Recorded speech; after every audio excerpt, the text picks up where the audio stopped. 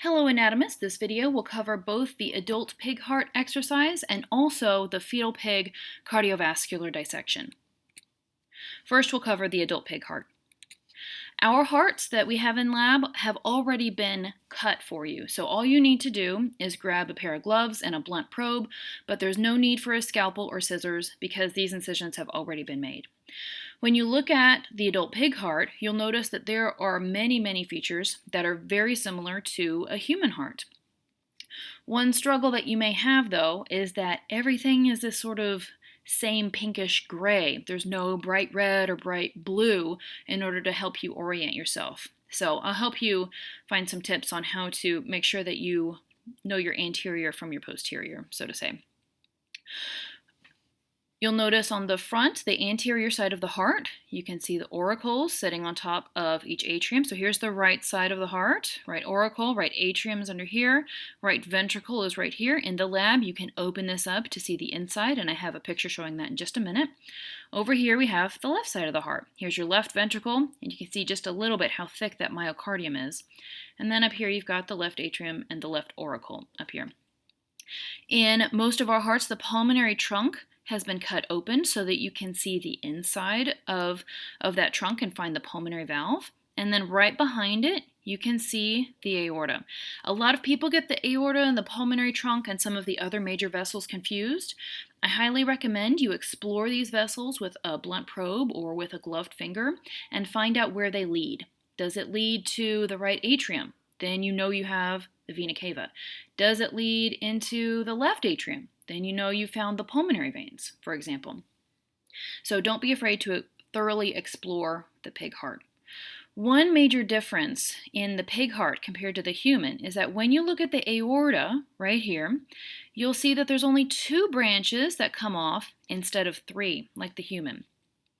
So 2 of these are the same. We still have the brachiocephalic trunk right here, so that's the same as a human. And then we have a left subclavian artery right here, and humans have those as well. What's missing is the middle one, your left common carotid branch that humans have. In the pig, both the right and the left common carotid arteries both come originally from the brachiocephalic trunk. And so that's a little bit different in the pig. So you'll only see 2 branches off of the aorta in the pig compared to the 3 in the human. Here is that pulmonary artery that's been opened up, and here you can see the pulmonary semilunar valves right here. They're just thin little cusps on the side of the vessel. In the aorta, mostly those are not cut open, so you'll have difficulty seeing the aortic semilunar valve, but you can usually see the pulmonary semilunar valve very well. If we open up the right ventricle, while we're here, I want you to note the thinness of this right ventricle's myocardium. We'll contrast that to the left side. And when you're trying to orient yourself right to left, it helps to take note of which myocardium is thicker, the right side or the left side. And you'll know that'll help you figure out what you're looking at. Here we can clearly see the tricuspid valve or the right atrioventricular valve. You can see it has 3 cusps, 1, 2, 3. And then you can also see all the chordae tendineae coming off over here. Those are all going to connect to papillary muscles. So whenever you see chordae tendineae attached to these raised muscle ridges, those are going to be papillary muscles. Raised ridges that are not connected to the chordae tendineae are called trabeculae carneae. So they look very similar. Students confuse them all the time, but take a look and see, is it connected to the chordae tendineae? If no, trabeculae carneae. If yes, papillary muscle. Here is a posterior view. And with a posterior view, it gets a little confusing because you have multiple openings for the same vessel because you've got the right and left side or the cranial and caudal sides. So over here in this left picture, you can see the right and left pulmonary veins. If you explore into this opening, you'll find that your probe will enter the right atrium. And you have right and left pulmonary veins because they deliver blood coming from the right lung and the left lung.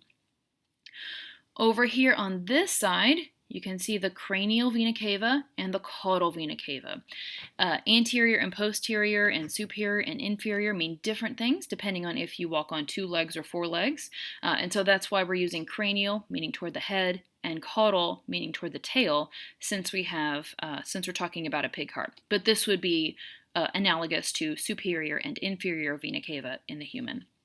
And this is exactly how I would test it on a quiz or a lab exam also. I'll run a probe through it so that you can clearly see which opening I'm talking about, and then I'll put a pin in which side in particular I'm asking you to name. When you're exploring the pig heart, don't be afraid to explore the heart and find out where all of those vessels are going. Your knowledge of the path of blood flow through the heart will really help you figure out where you're going. What chamber is this vessel entering or exiting? And then finally, orienting yourself right and left to try to figure out, is this the anterior side of the heart? Is this the posterior side of the heart? Look at the myocardium. The left side will have a much thicker myocardium than the right ventricle.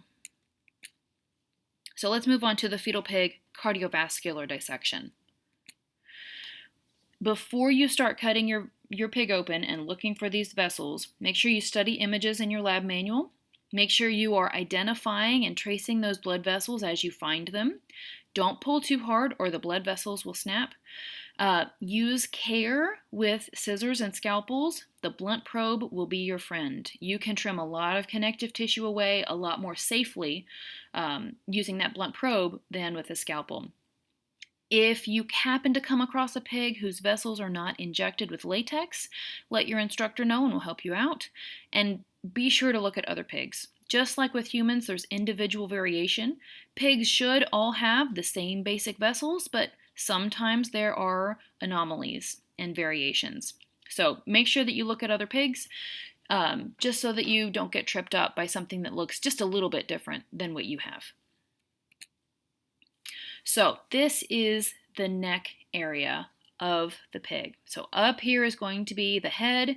Here is your thyroid cartilage. Underneath here would be the trachea. Here is the thymus sitting over the heart. You can see this pericardium right here. And so these are some muscles of the neck that have been pushed back. There are blood vessels that you can see part of them starting to peek out over here, but you need to get some better visibility. And so by using a blunt probe and moving the thymus, you can see some more of the major vessels. Here's your thyroid gland right here, and the thymus has been reflected off to the side. You can reflect it all the way up and get it completely out of the way, and now you have exposed many more blood vessels. So now I can see the left common carotid artery right here. I can see your internal and external jugular veins here, cephalic, subscapular, subclavian veins. Here is your heart, so I know this is your cranial vena cava right here, and here is your left brachiocephalic vein and right brachiocephalic vein. Your arteries should all be pink, and your veins should all be kind of this purplish or blue. When you look at the fetal pig vessels, you'll notice a lot more veins than arteries, especially in this neck and thoracic area. So there's not always a matching artery or vein for each name. As you continue your dissection, you'll move through this axillary space. You can see this pectoralis muscle right here, and you'll need to get that out of the way in order to have better visibility. So you'll trace that under this pectoral muscle and remove that pectoral muscle. And then you'll have a nice clear view. And you can trace those blood vessels all the way down into the arm. So when you're finished with your dissection in this region, this is about what your dissection should look like. And we can clearly see our veins and our arteries. So starting from the heart, it's a good place to begin. You have your cranial vena cava down here, and it branches into the left brachiocephalic vein and right brachiocephalic vein. And from each of those brachiocephalic veins, you'll have multiple branches that come off. And the acronym that I like to remember for this is I eat cucumber sandwiches sometimes. So you'll have an internal jugular and an external jugular. And then you'll have a cephalic vein that is it's very easy to snip, but it comes off right here. It heads into the crook of the neck, so it would be right here. And then you have subscapular and subclavian veins. So again, that's internal jugular, external jugular, cephalic goes to the crook of the neck, subscapular vein, and then subclavian vein. With these veins, it is very common to see some variations. Some pigs will have double subscapular veins on each side or double subclavian veins. Sometimes the cephalic vein is missing, or you accidentally snip it as you're trying to get through the muscle and isolate those blood vessels.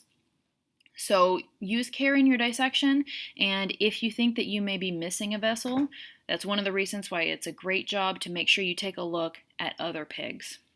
When we look at the arteries, there's not nearly so many. Underneath here would be the aorta, and then here you have your left common carotid is right here, and right common carotid is right here. And then we have, those would join at the carotid trunk. The carotid trunk branches off of the brachiocephalic artery, which you can't quite see because it's underneath that brachiocephalic vein. And then the other branch that you have off of the aorta is your subclavian. So here's your subclavian artery right here. If you trace that left subclavian artery all the way back, you'll see it attaches to the aorta under here. And then, of course, the right subclavian is going to branch off of that brachiocephalic artery. Here's a little bit of a better view of the arteries with the veins on top that have been removed. From the heart, here you can see the aortic arch right here. Brachiocephalic trunk is right here, and then your left subclavian artery would be right here. Remember, in pigs, coming off the aortic arch, you only have 2 branches instead of 3 like in the human. From the brachiocephalic trunk, you have a small little carotid trunk that gives rise to both your right and left common carotid arteries. If you follow these up a little bit farther up, you can see them divide into your internal and external carotid arteries.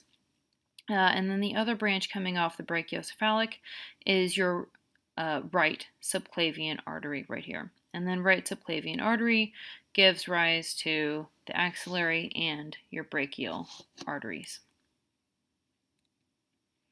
As we move down into the abdominal aorta, you see multiple branches coming off. So here, this big fat blood vessel right here is your abdominal aorta as it descends.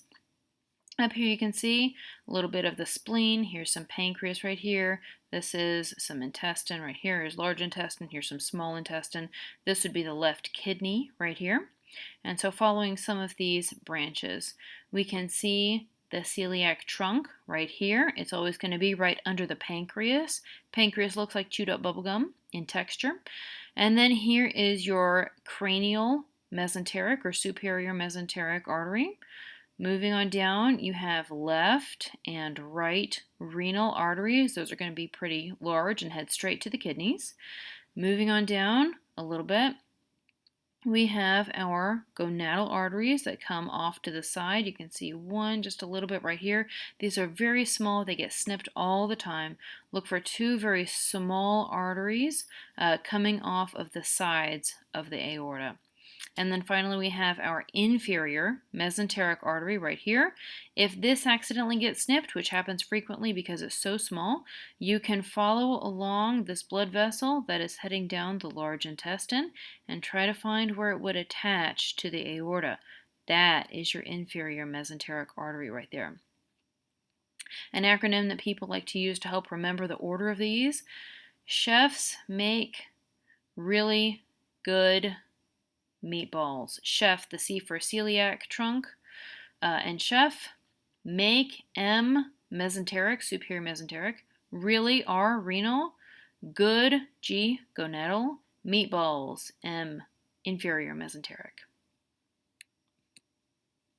When you take a closer look at the celiac trunk, here again is the pancreas. Right here, you should be able to see 3 branches, hopefully, coming off of that celiac trunk. 3 branches. This is in contrast to the superior mesenteric, which you can see right here. It's just one artery that's coming off of the aorta compared to the celiac trunk, which has 3 branches that come off. At the end of the abdominal aorta, it branches into multiple vessels. And so this is what it looks like initially before you start clearing away some of that connective tissue. This is a female pig. You can tell by the ovary right here. Here's some of the uterus. Here's some large intestine.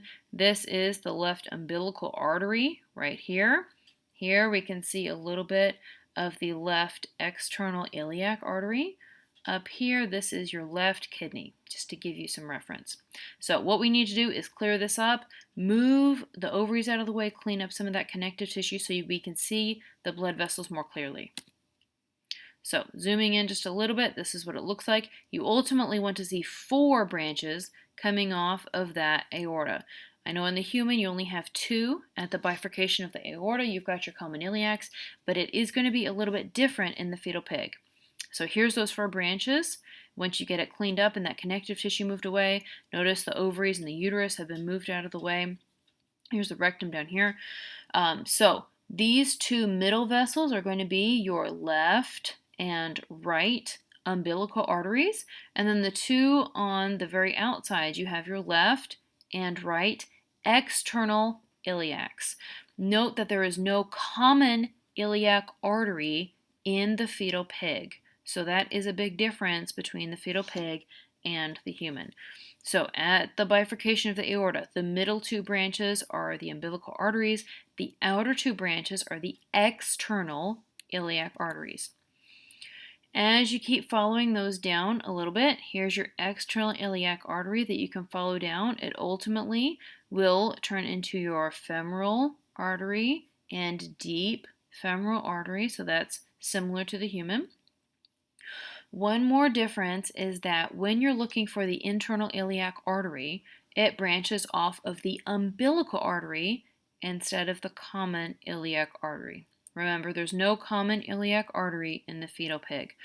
So this is your external iliac artery that turns into the femoral artery. This is your left umbilical artery. And this little vessel right here, if you were to follow that to its attachment, you would see it actually does attach to this umbilical artery. This little guy right here is your left internal iliac artery. So, one more time.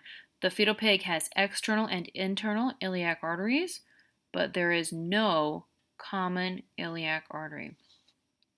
When you're looking at the veins, it's just like as in the human. So if we were to trace this purplish, bluish vein all the way up to where it feeds into the vena cava, you would find that at the bifurcation of the vena cava, you have common iliac veins, and the iliac veins continue, and you have a branch. Here's external iliac vein turns into the femoral vein, and so on. The internal iliac vein does branch off of the common iliac vein. So when you're looking at iliac veins, it's just like the human. Iliac arteries will be a little bit different. No common iliac artery, and the internal iliac artery comes off of the umbilical artery, which is different. Here's one more view. Internal iliac arteries right here. Here's your umbilical artery. Here's your external iliac artery. And these are all on the left side. There's kidney up there, and here's your aorta. Another closer look, here you can see the vein a little bit more clearly. Your dye may be running out as you get toward the lower limbs. You may see some places where there's not very much purple, and that's okay. Fortunately, when we get to this point in the veins, almost all of the veins have the same name as the artery that they're right next to. So that takes you through the blood vessels and materials that you should know for your lab. Just some final tips. Make sure that you study ahead of time before lab. It'll make finding those vessels a little bit easier. It's always helpful to draw schematics of the vessels, even if you're not the best artist in the world. Just making sure that you know the relationships between the structures, what lies medial, what lies lateral, what's superior, what's inferior, will help you so much as you're identifying the vessels in the pig. And finally, don't be afraid to ask for help. We've all been there. We know this is a tough lab, both the dissection aspect and also memorizing all the different blood vessels. Please don't be afraid to ask for help anytime you need it. Good luck studying.